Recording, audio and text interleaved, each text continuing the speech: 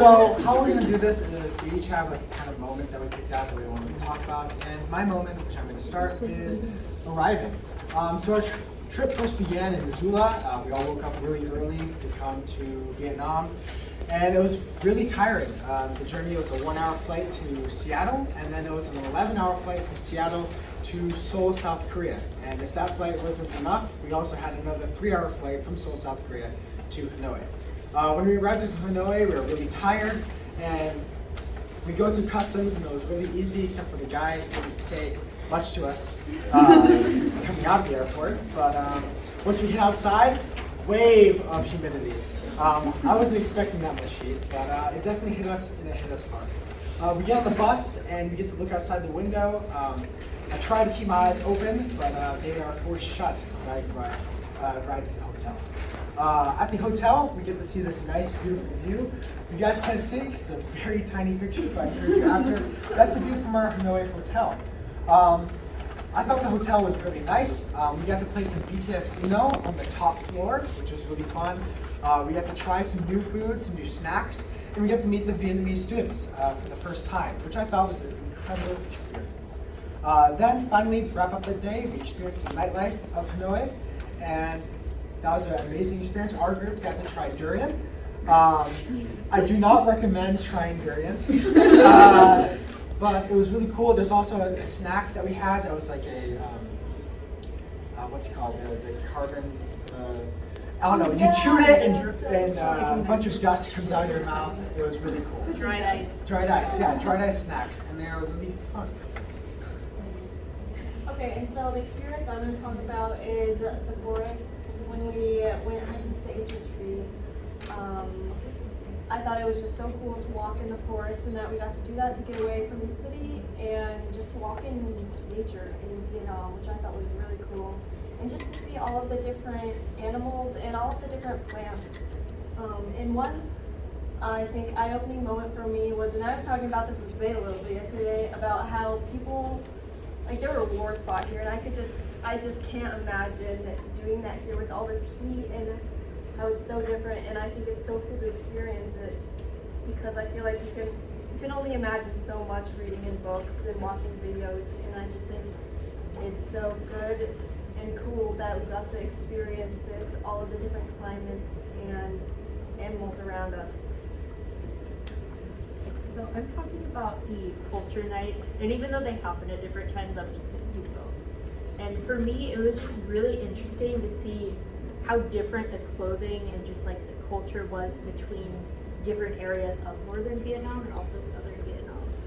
And also just because part of my family is from Vietnam, it was like extra special to me to see people in their traditional clothes and celebrating who they are. Because I feel like when you're in Montana, it's kind of mostly like white people. It's a little awkward doing that, but it felt really great to get to see everyone celebrating their culture, whether you were American or Vietnamese. I wanted to talk about our trip to the Bay because the whole day was really cool. We got to kayak, we got to go walk around in the caves, and then we got to go swimming in the ocean. And the funniest part of that day for me was when we were having lunch. There was like a big seafood lunch, and all the Vietnamese students were just laughing at us all the time because they like had no idea how to eat the food. We were playing with it. We probably just looked so stupid, but they were helping us figure it out. It was pretty great. Sorry.